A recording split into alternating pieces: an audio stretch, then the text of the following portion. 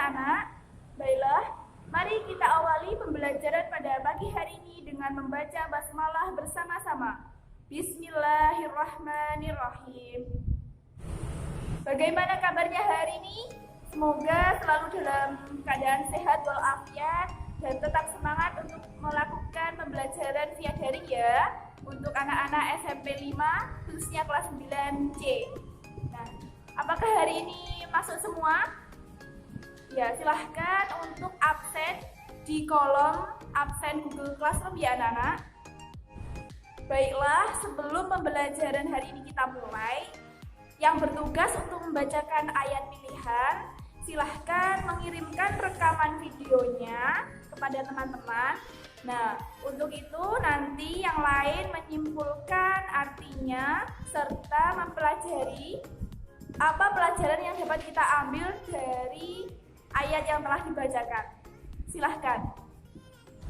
Baiklah anak-anak, setelah kita menyimak rekaman video ayat pilihan yang telah dibacakan oleh teman kalian, kita akan memasuki pembelajaran pada pagi hari ini.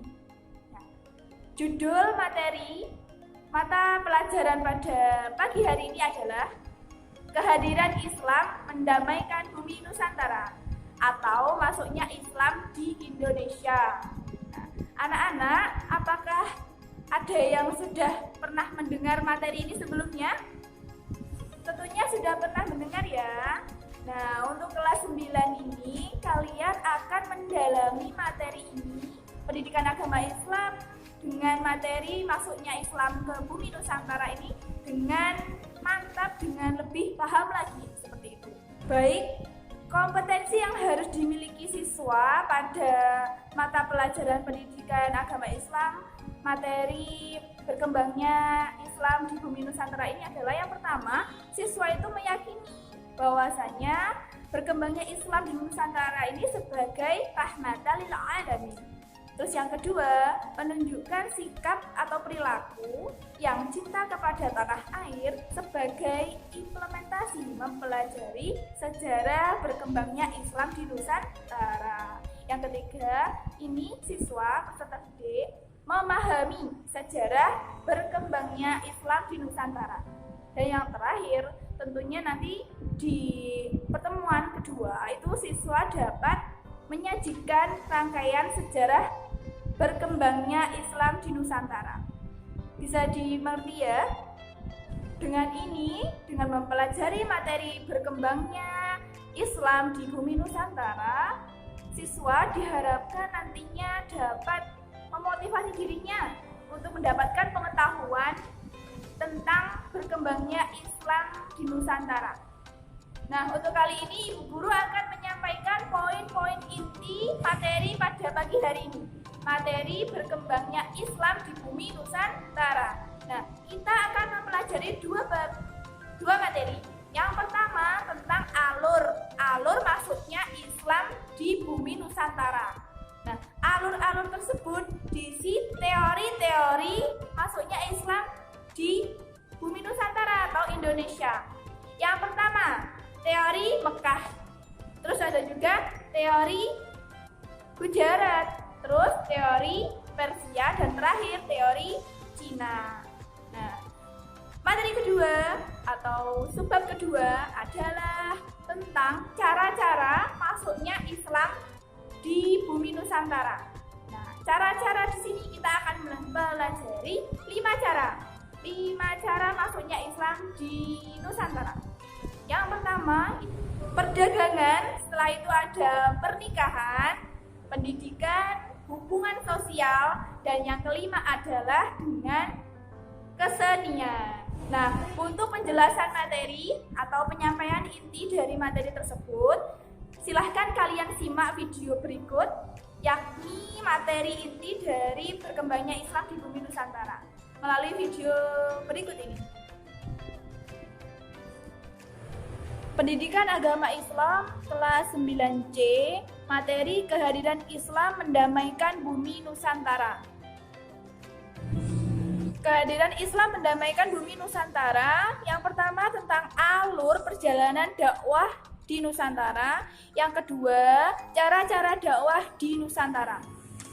Perjalanan dakwah di Nusantara, teori-teori tentang datangnya Islam di Nusantara.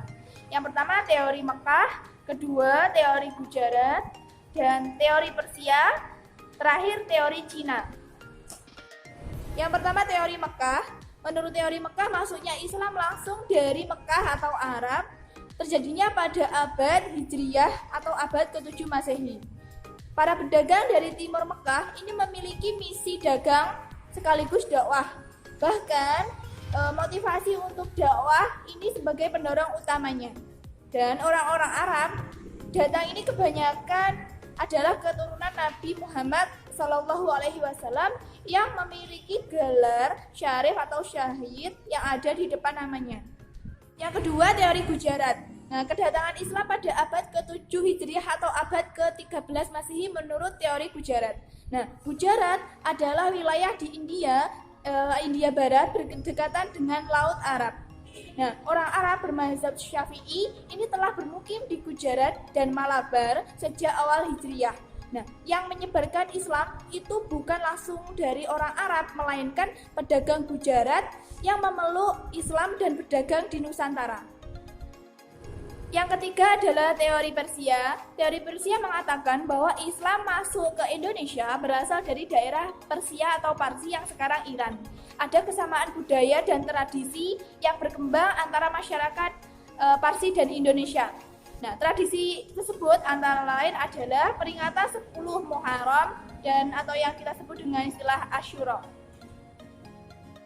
Yang keempat adalah teori Cina. Menurut teori ini, Islam datang dari pedagang Cina. Mereka telah berhubungan dagang dengan Indonesia jauh sebelum mengenal Islam pada masa Hindu-Buddha. Nah, pada masa dinasti Tang di daerah Guangzhou Kanton dan pesisir Cina Selatan, ini telah terdapat sejumlah pemukiman Muslim. Nah, raja Islam yang pertama di Jawa itu namanya Raden Patah. Nah, itu juga keturunan Cina. Nah, bukti lainnya adalah masjid-masjid tua yang bernilai arsitektur di Cina. Yang ini telah tersebar di beberapa tempat di Pulau Jawa. Nah, kita akan mengenal Wali Songo atau 9 wali. Nah, 9 wali di sini yang pertama ada Sunan Malik Ibrahim atau dikenal dengan Syekh Maghribi, terus juga ada Sunan Ampel atau Raden Rahmat. Terus juga ada Sunan Bonang, Sunan Giri, dan Sunan Derajat yang kelima. Nah, setelah itu yang keenam itu ada Sunan Gunung Jati atau kita kenal dengan Syarif Hidayatullah. Setelah itu ada Sunan Kudus, Sunan Kalijaga, dan yang kesembilan adalah Sunan Muria. Nah, langsung kepada cara-cara dakwah Islam di Nusantara. Yang pertama adalah perdagangan. Yang kedua adalah perkawinan, yang ketiga adalah pendidikan, yang keempat hubungan sosial, dan yang kelima adalah kesenian. Melalui perdagangan ini dilakukan pada abad ke-7 Masehi sampai abad ke-16. Nah, para pedagang berasal dari Arab, Persia, dan Cina. Jalur perdagangan menghubungkan Asia Barat, Asia Timur, dan Asia Tenggara. Nah, para pedagang memiliki akhlak yang mulia, santun, dapat dipercaya, jujur, dan ini membuat banyak penduduk yang masuk Islam, seperti itu. Nah, yang terakhir, banyak pedagang muslim yang tinggal dan menetap di Indonesia sehingga berkembang. Yang kedua, perkawinan. Sebagian pedagang Islam ada yang menikah dengan wanita pribumi, terutama putri dari bangsawan dan putri raja. Dari pernikahan itu mereka mendapat keturunan, dan dari pernikahan itu banyak keluarga bangsawan yang masuk Islam. Sehingga para pedagang tersebut menetap dan membentuk perkampungan muslim yang disebut dengan pekojan. Yang ketiga, melalui cara pendidikan. Para mubalek mendirikan lembaga pendidikan Islam di beberapa wilayah Nusantara. Lembaga pendidikan Islam ini berdiri sejak pertama kali Islam masuk di Indonesia. Nah, lembaga pendidikan Islam ini tentunya tiap daerah berbeda-beda namanya. Nah, di sana mereka itu melakukan pembinaan, pendidikan, kaderisasi untuk calon kiai dan calon ulama. Nah, mereka tinggal belajar di pesantren dan menamatkan pendidikannya, lalu kembali ke rumah masing-masing, ke perkampungan masing-masing untuk menyebarkan agama Islam. Yang keempat, ini adalah melalui hubungan sosial. Nah, melalui hubungan sosial ini, para mubalek menjalin hubungan sosial dengan masyarakat. Mereka telah menetap aktif dan ikut membaur dalam kegiatan sosial. Nah, sikap mereka santun, memiliki kebersihan jasmani dan rohani, juga memiliki kepandaian yang tinggi, serta dermawan. Nah, silaturahim, kerjasama, gotong royong. Nah, mereka lakukan untuk penduduk Nusantara dengan tujuan apa? Untuk menarik simpati agar masuk Islam. Nah, mereka menyampaikan ajaran Islam ini dengan bijaksana dan tidak memaksa untuk masuk ke Islam. Dan yang terakhir adalah melalui kesenian. Nah, di sini sebelum Islam datang, kesenian itu kan sudah ada di Indonesia ya, dari sejak kebudayaan hidup Buddha. Tetapi di sini kesenian tersebut tidak langsung dihilangkan, melainkan kesenian tersebut menjadi sarana dalam menyampaikan dakwah seperti itu. Nah, cabang-cabang seni ini yang dikembangkan banyak. Yang pertama ada seni bangunan, seni pahat, seni ukir, seni tari, seni musik, dan seni sastra. Nah, terkait contohnya seperti misal wayang kulit. Nah, di sana pertunjukannya itu disampaikan seperti adanya penampilan Ramayana, Mahabharata, dan dimasukkan nilai-nilai Islam seperti itu. Baiklah, sebelum Ibu akhiri pembelajaran kali ini, Ibu harap anak-anak sudah memahami, meyakini tentang materi berkembangnya Islam di bumi Nusantara ini dengan penuh keyakinan dan tanggung jawab.